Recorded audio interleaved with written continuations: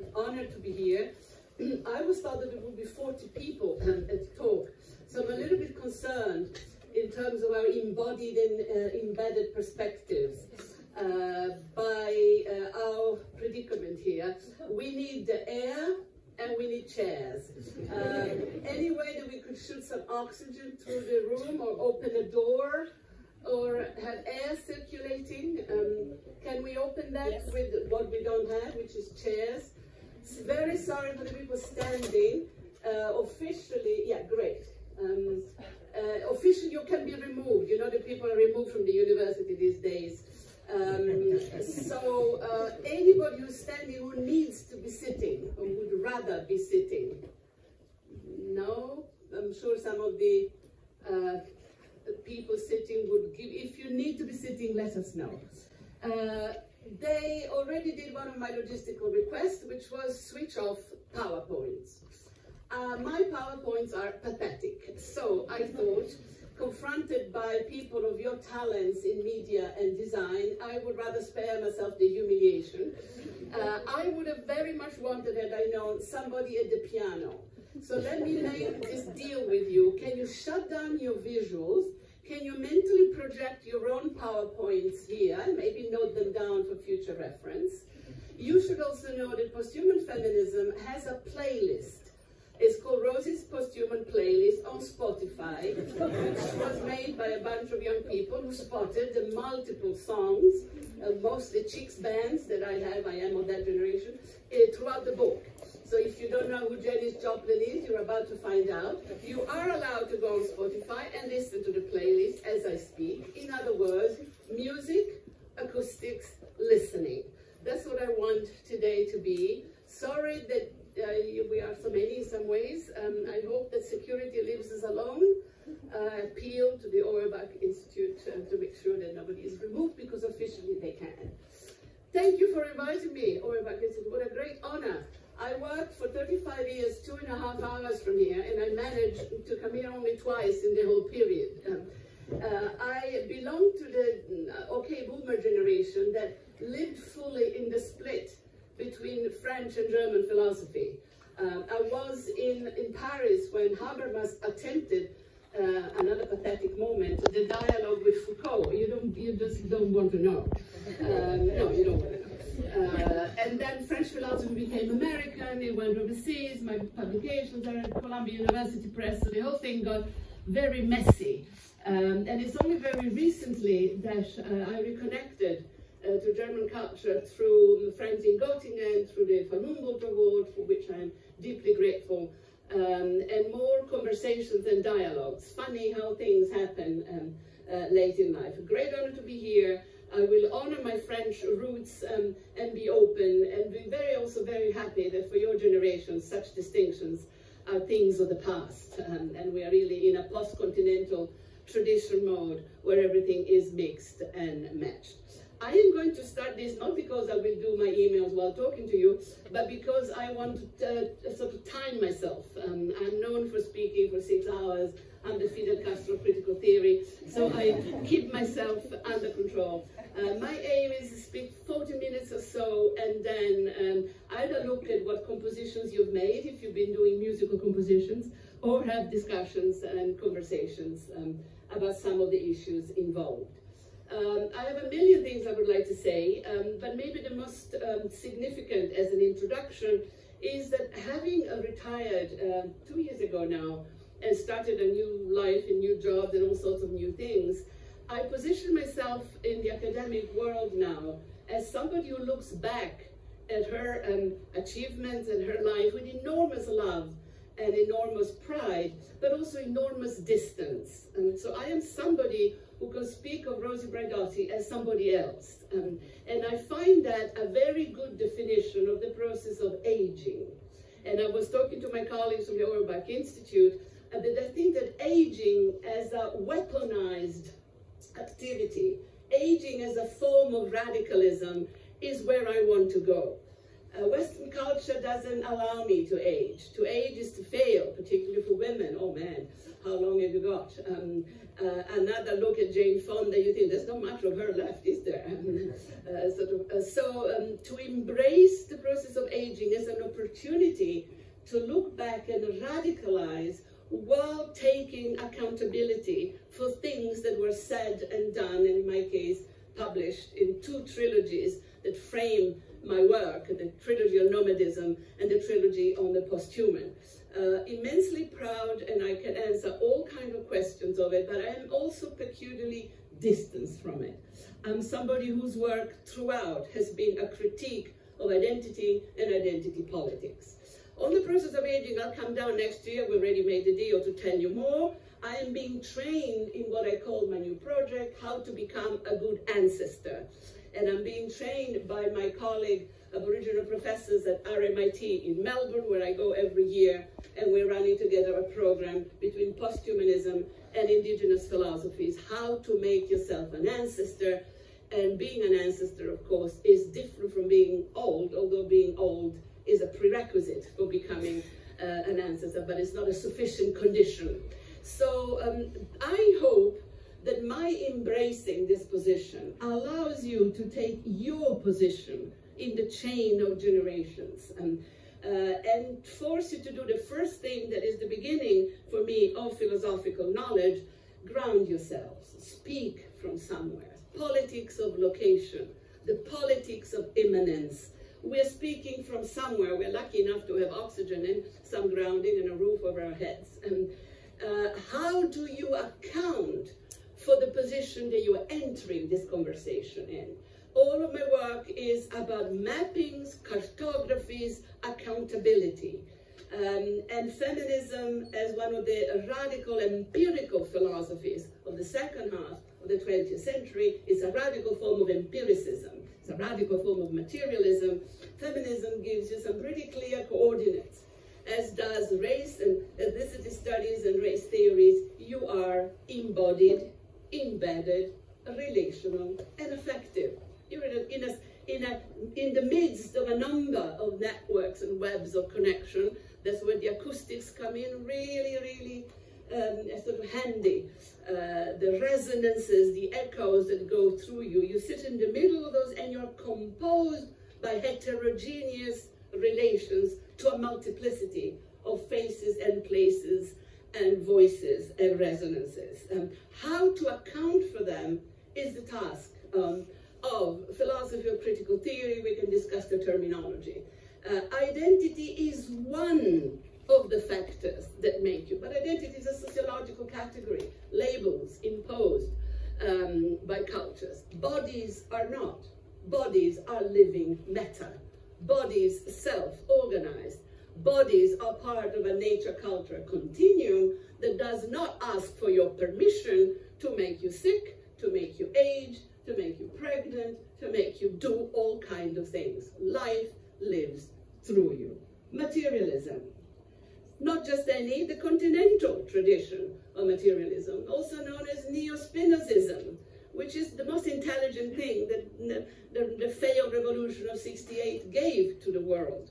A switch away from Hegel and Marxism-Leninism to Spinozist ontologies of materialist becoming with a different type of political frameworks. Deleuze, of course. Gilles Deleuze, the great Spinozist of the second half of the 20th century. The thinker who, together with Guattari, what a friendship that was, amazing, what a friendship. Better than Elena Ferrante's almost, in terms of female friendships. This is a masculine philosophical friendship that produces masterpieces, and together they dismantle a tradition of thinking that separated us from what we call nature. I think that moment is what got lost in translation when French theory was invented by the Americans. And I gave this talk at the University of Yale when I did the tenors. You go to the 2017 tenors lecture in Yale, and you will see Professor Braidotti saying to the vice chancellor to president of Yale. Yeah, you Americans came to town, I saw you, I was in Paris then, you came and you just took French theories. Too bad you took all the wrong philosophers. You left all the good ones behind.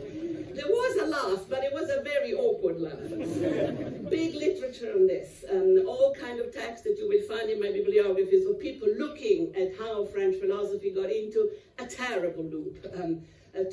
Way too much Derrida and linguistic turn, way too little materialism. And Deleuze basically was not translated. Irigaray had to wait 15 years to be translated, and it was executed as an essentialist. Terrible mappings of ideas that I think should be revisited and should be looked at again.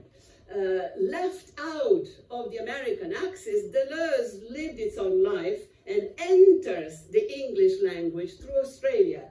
All the translations, Spinoza and Deleuze, come from Sydney. Why? Because there is a big tradition of Spinoza's studies in Sydney through Genevieve Lloyd, who was my supervisor as a BA student. How lucky was I? Genevieve Lloyd, who is quoted in all of my books, Spinoza in Us, Part of Nature. Jenny Lloyd, who trains Moira Gatens. Jenny Lloyd, who works with Liz Gross. Who produces Claire Colebrook, who produces Penelope Deutsches, who produces Anna Hickey Moody, a whole tradition that you probably know, I hope you do, as materialism. Can you see what's happening here? The mappings. There is a cognitive mapping going on that is grounded. It's actually geographical. I've taken you from Paris through what I call the transatlantic disconnection, the invention of French theory, with all their omissions and inclusions, through Sydney, back here. I've already been to Melbourne with my Aboriginal colleagues who are teaching me to become a good ancestor. Mappings. And you can translate these mappings into bibliographies. A cartography is a reasoned, grounded bibliographies of faces, places, and titles that allow you to think the thing that fascinates me the most, the present.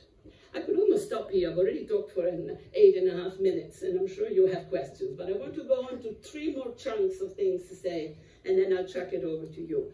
How's the music coming? Any compositions? Anybody listening? No, I don't see much projection, but I am counting on this. This is a media school. You don't get away without some radical imagination at work here. Okay, so mappings, bibliographies, accountability, the present.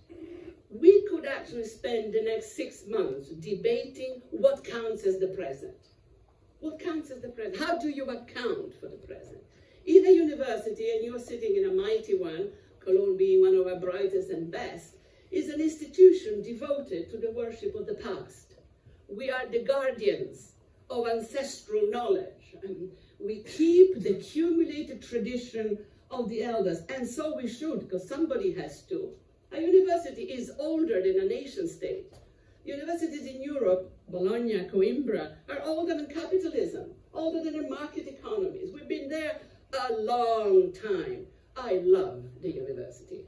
I love our charter of freedom, of democracy, of critical thinking. We stand for something that is everlasting. And it is a tragedy that so many of our governors take as a model for the university a corporation, a firm, a capitalist model of the market economy. What a waste of time. It's the market that should be taking the university as the model and not the other way around. We were there before. We will be there after this rubbish passes. The university as a storage room, as a collective memory, as the accumulated wisdom of generations of brave people who thought through the complexities and passed them on to us.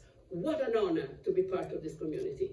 What pride and joy to continue a tradition that in my valedictory I called radicalism with excellence. And that's what I want to stand for as your ancestor. Radicalism with excellence. You're not allowed to drop out. You drop in and you stay in and you make a difference for the better in a world that needs your brains. And if you don't do the work that you have in you, it will not get done. So the idea that we have a university that fulfills this function is something that I value. The downside of it is overemphasis on the past, tradition. And traditions, particularly in your university system, in fact, is the disciplines.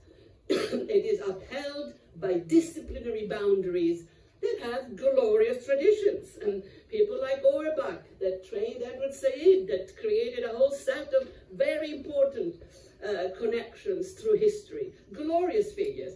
A lot of them men, I should say, most of them white, a lot of them heterosexuals, a few things missing that we should try to fix, and we have been trying to fix.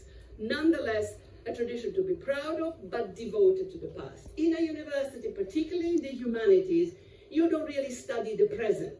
Sociology can, so long as you have your data, here comes the quantification of the present. If you've got enough data, you can attempt to say what is actually going on. What world are we living in?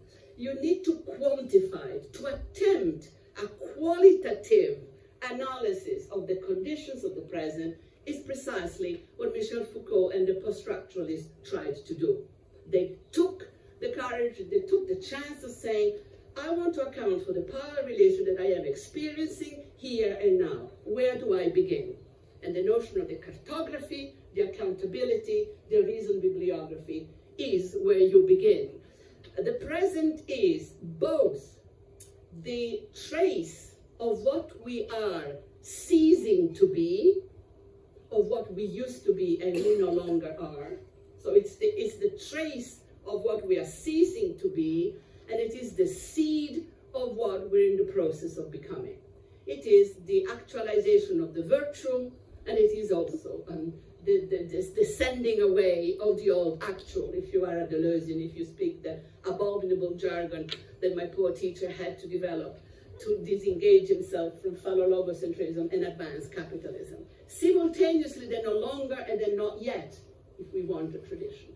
But in that flow of becomings, fixing the parameters of the present is our task.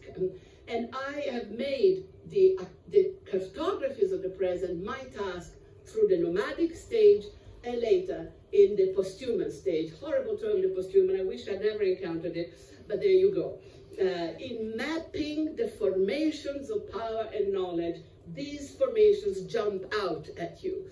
I didn't invent the posthuman, it fell into my lap as I was surveying a field of knowledge. What this implies is extensive and intensive reading. Let us open the chapter reading. So, guys and girls and fluid people, how many books a year do we score? Okay, so, okay, boomers, I'm allowed to, you can put me down. 100 years was how we were raised. You didn't have to read them all, you had to open them. You have to read extensively in selected areas to make the cartography. Read, and when in doubt, read. When you're depressed, read. When you're tired, put it in the gin and tonic after 11 in the morning, and then read. Survey the areas of which you are a specialist. Never stop voraciously consulting, looking at what's going on. Assume huge production of knowledge everywhere. Something that is also known as cognitive capitalism. There is knowledge everywhere. Foucault 101. The production of knowledge overwhelms the boundaries of institutions. There's knowledge everywhere. Would you rather learn media here in Cologne or go to a Google campus somewhere or do an internship somewhere in one of the multiple Silicon Valleys of the world? Where is the knowledge? Where is cancer research? Where is the new space industry? How much of the kind of cutting edge understanding of where we're at is in activism, in media, in the art communities, in people who don't even have degrees? Shall we really hurt ourselves? Bill Gates and Mark, what's his face of Google, and Steve Jobs don't even have a university degree. The people who designed the 21st century didn't even bother to finish university. So, the university that I love and adore, remember, don't forget that, Cognitive capitalism, vast production of knowledge, overwhelming the frames of institutional knowledge. What do? We account for it. We go after it. We become investigative scholars. We map it and we say, this is happening here, this is happening there, this is happening there. All together, this makes communities of knowers. And again, my indigenous colleagues know this so well. And how annoyed they are that in the age of climate change, everybody is running to indigenous sources saying, oh, you survived in this country, Australia, for 70,000 years. Teach me how to survive now. And they are very benevolent and very compassionate, saying, well, you know, honestly, really, but all right, if you insist, because they are incredible people.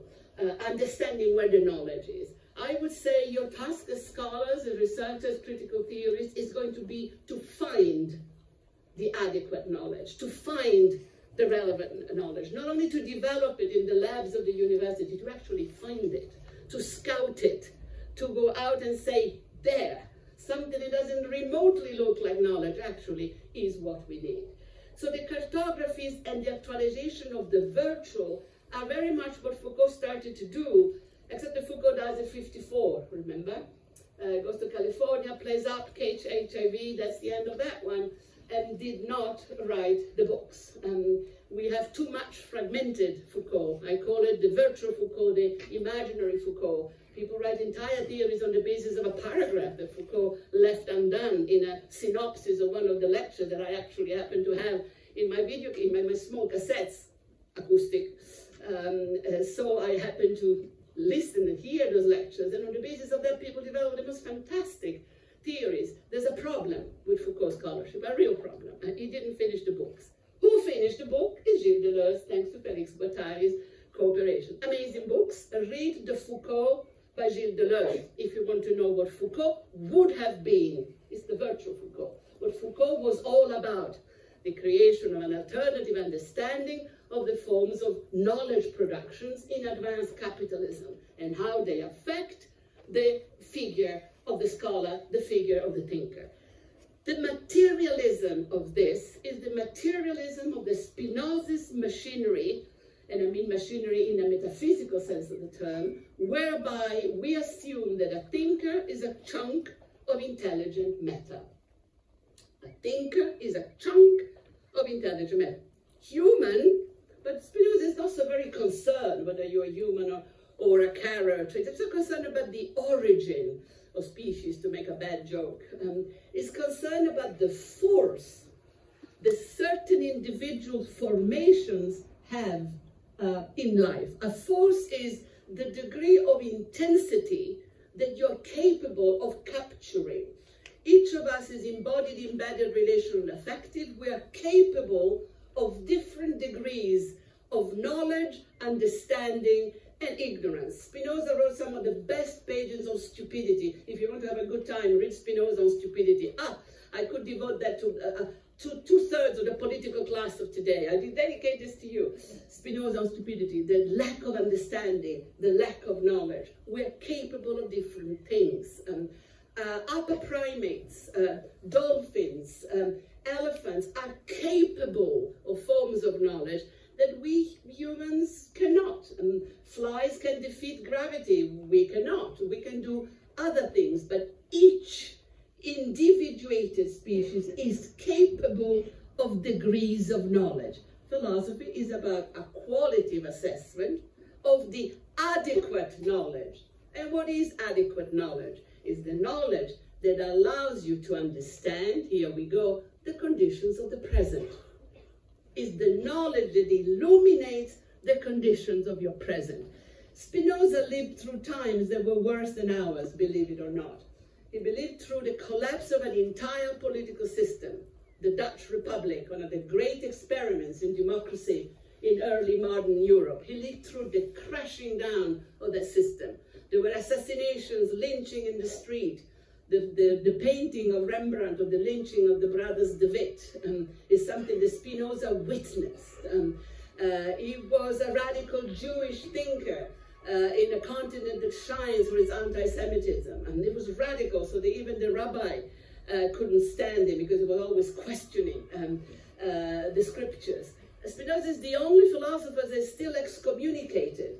Descartes was the other one, but the University of Utrecht lifted the excommunication of Descartes about 10 years ago, 15 years ago. Very cute. There was an attempt to lift the excommunication of Spinoza, and everybody had agreed, including the Great Synagogue of Amsterdam. But there was one objection that floored the whole process, and there was a veto from Emmanuel Levinas, who considered Spinoza too radical, too heretical. So he remains the only excommunicated philosopher in the history of Western philosophy. Adequate understanding of the conditions of the present. What makes you understand the sort of relational network that you're in and the conditions that affect your ability to act in the world. The ability to act in the world is also called freedom. And freedom is the innermost essence of every human. We long to be free, and to be free means to express our never-ending desire to go on becoming everything we're capable of becoming. Never-ending. They can delay you, but they can never delete you, which is one of my mottos. I dedicate that to you. It would be good in a song, this one. They can delay you, they can never delete you. So just throwing it there. The indestructible desire to persist in your existence. He calls it conatus. I call it potentia. Remember that desire has a long life before, unfortunately, it crosses over into sexuality. That crossover happens in the 18th century. Jane Austen, remember? Finding the right mate, imperialism, the colonies, blah, blah, blah. I do hate Jane Austen. Are we recording this? Oops, sorry. Don't like Jane Austen. But desire as an ontological quality. Desire as that which pushes you to get out of bed and get going. I have expressed this with immense elegance over the years in the following manner. And the English translator of Spinoza, a writer whom you know as George Eliot, Margaret Evans, she's the first translator of Spinoza, talks about this in terms of the roar. It's a roar of energy that lies on the other side of silence. And she says, if we were alive, if we lived in touch with our intensity, we could hear the roar of energy that lies on the other side of silence. As things are, we walked around wrapped in our stupidity. Spinoza's stupidity is a big thing. A roar of energy, that insuppressible, unsurmountable desire to go on living. Spinoza is a secular thinker. He's not, I don't think he's a theologian of sorts, but you can call it God if you want to, but energy is a much better understanding of this. And this is why Spinoza from the beginning becomes a source of inspiration for environmental thinking and the rights of what we call, for lack of a better term, nature. Whatever happened to potentia in our midst, whatever has happened to our connection, to the deep sources of our intensity, of our capacity to become, of our curiosity, of our determination to go on living. What has happened to us? And I think this understanding that we are in a moment where we are disconnected from the roots of our sustainability is a point of non-return. I believe feminism, the race movements, the decolonial, post-colonial movements are movements that signaled something of a lack of vitality, a death machine, a necropolitical urgency at the heart of our systems. And what is it about us that rotates around death? What happened to our desire to persevere in living? Of course, talking about vitalism and vital philosophies and life philosophy is walking on difficult grounds, because don't forget that in the 1930s of the previous century, vitalism is a type of philosophies of life that intersected fascism and went to bed with a great deal of very hierarchical, racist, anti-Semitic, homophobic, dramatic theories and philosophies.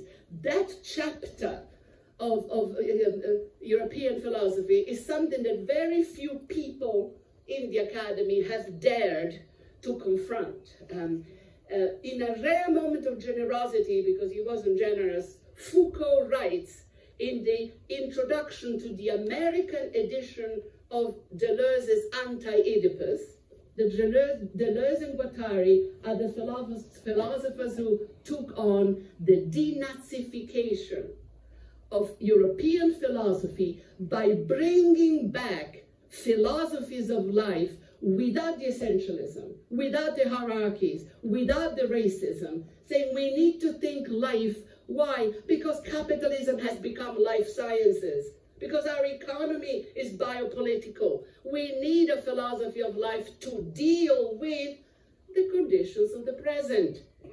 And if we are living in life systems, if the capital is the genetic codes of everything that lives, we need life philosophies. What's more, we have them. Let's clean them up and work with them. And this is why you get the Nietzsche of Deleuze. That's why you get a Spinoza's take on the nature-culture continuum. I love Donna, she's my best friend, but you don't need Haraway to do nature-culture continuum. We have it in our history. You're always stronger if you can fall back on tradition and say, Spinoza was saying this, and Descartes said the opposite. Descartes is the person of dualism. Remember, mind versus body, nature versus culture. It's as if Western culture had a choice to make. Do we go for dualism, divide and conquer, or do we go for the continuum? Guess what? Divide and conquer is much easiest mode of governance. You can run the colonies on that. You can run imperialism on that. You can run a class system on that. You can run patriarchy on that. Dualism it is.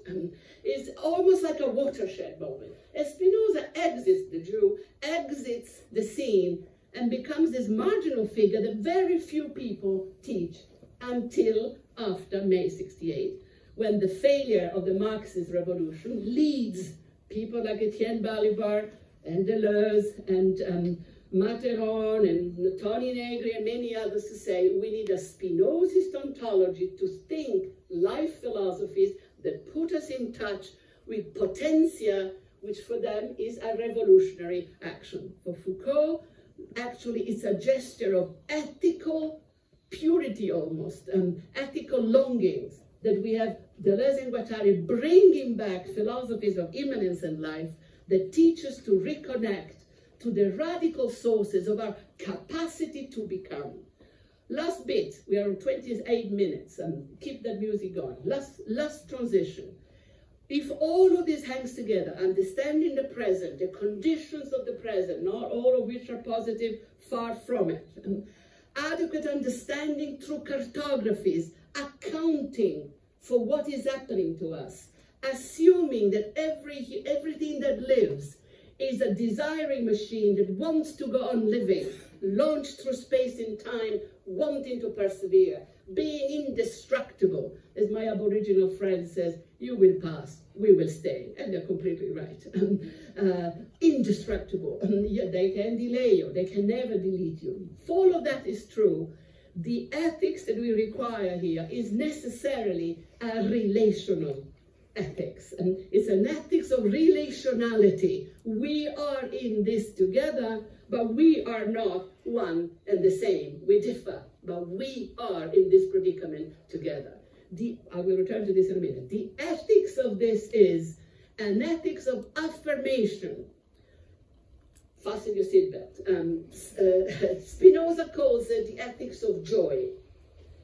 Joy is hard work. For a moment here, exit completely if you can. Do a bit of a time travel. You're good at Doctor Who. Exit the self in the liberal individual tradition. Exit individual psychology. Joy or affirmation is not about feeling good. Gwyneth Paltrow is about feeling good. The wellness industry of advanced capitalism is about feeling good. What Lauren Berlant calls cruel optimism. You know, we're really making your life as difficult as possible, but you have to be cheerful and very happy. The statistics of suicide are alarming, but oh, you have to be young and beautiful forever, and if not, you'll die. Cruel optimism. Can you please take a distance from all of that? Because that is the cruelty of the system that we're in.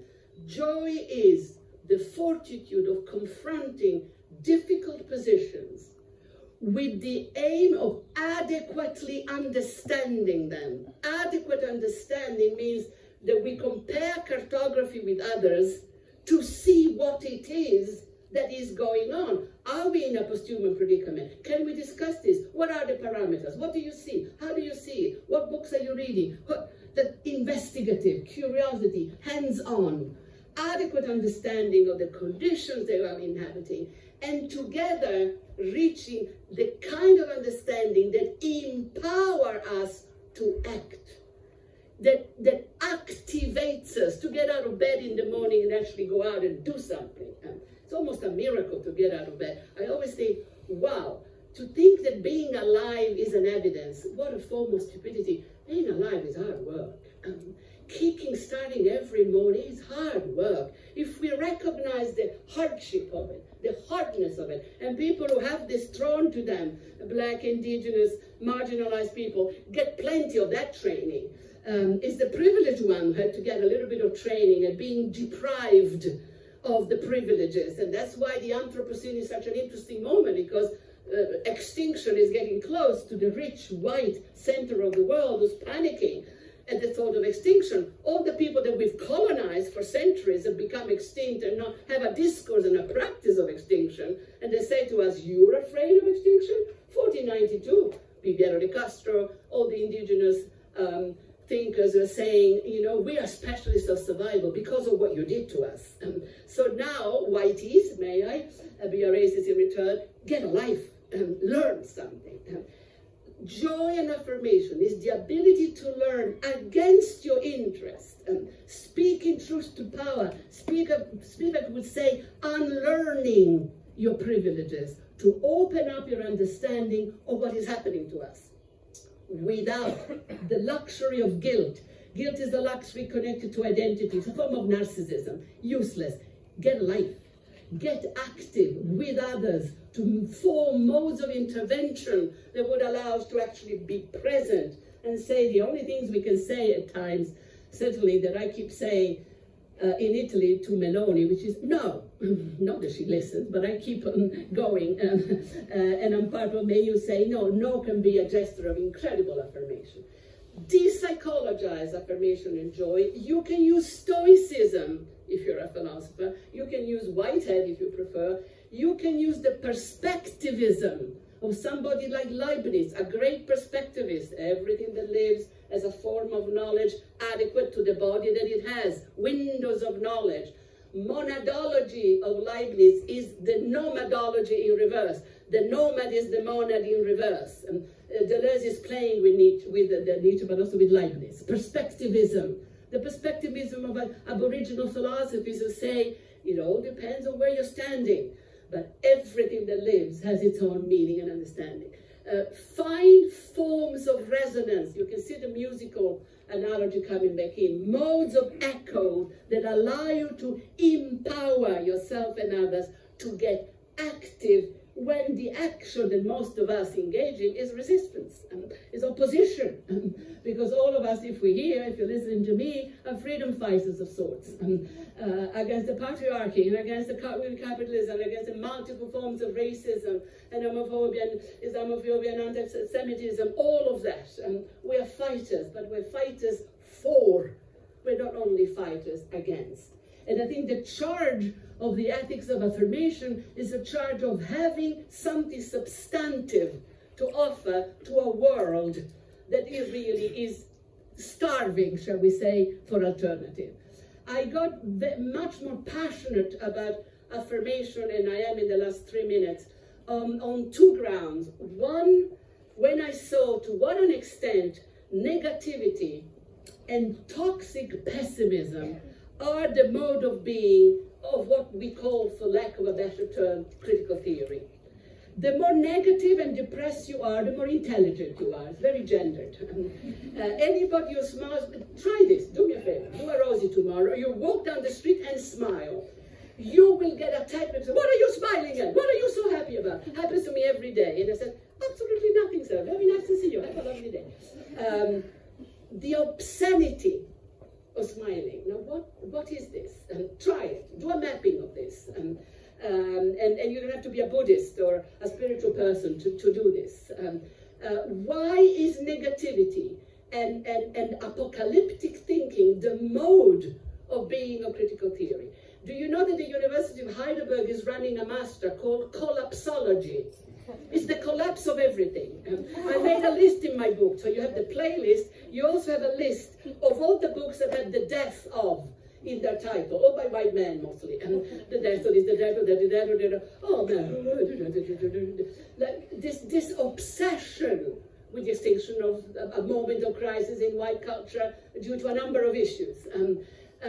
In a context like this, with both left and right-wing populists making a full-time job of negativity, I've decided to flip this over, and I'm embracing as a practical project, as a collective process, the collective construction of horizons of affirmation and hope. It's a lot more difficult to actually have something to propose collectively than to just stand in front of a mirror and say, I'm against, I'm against, I'm against, I'm against. So I have a critique of populism as a form of coercive negativism, very sexy because, I repeat, the idea of the thinker is the constipated, remember guys sitting like this saying, oh, this is terrible.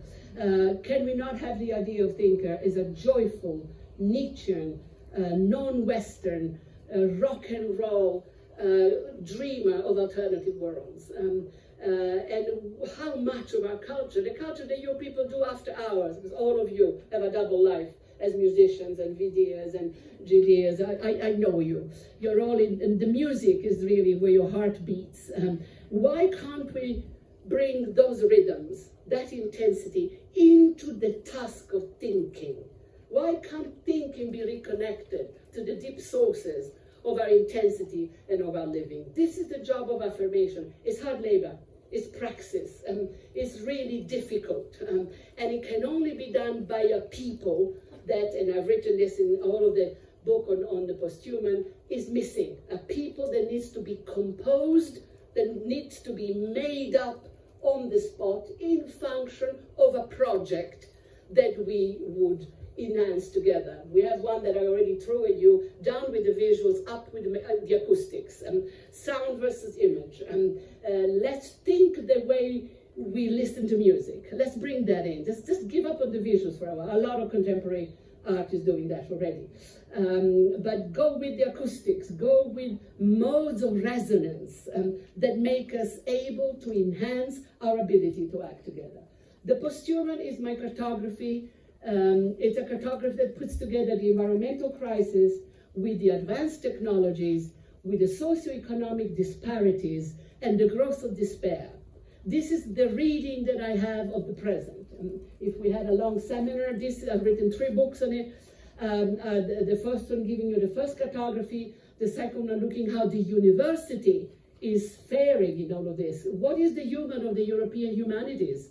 When you are in the humanities faculty, what human do you study? Can we start with that? And my analysis is we need a critique of humanism, Western, Eurocentric, rationalistic, and we need a critique of anthropocentrism. We only study humans. In a world that is profoundly non-anthropocentric, we in the humanities continue with the humans. And the reason why we are being cut off a great deal of scientific funding is that the humanities are too anthropocentric. We are living in a world where the center is relational. It's systems, ecosystem. Even our economy is now not only planetary, but it is interstellar. It's interplanetary, it's extra space. So we need to think differently, beyond humanism, beyond anthropocentrism. That's the cartography that I offered. In the talk today, I've given you the reasons why I have done that. My hope is that my cartography, which is mine and belongs to me, as a famous Monty Python skit said, it's only my reading of the situation, comes with a bibliography of 60 pages, and comes with over 300 footnotes. That's how hard I worked to give you that cartography. Please feel free to disagree, but then I want to see how long your bibliography is and how many footnotes you may have. You're the future, you're the scholars to be. hang in there, get it done, because if you don't do it, nobody else will. And remember that while you do that, try to have a good time. Thank you.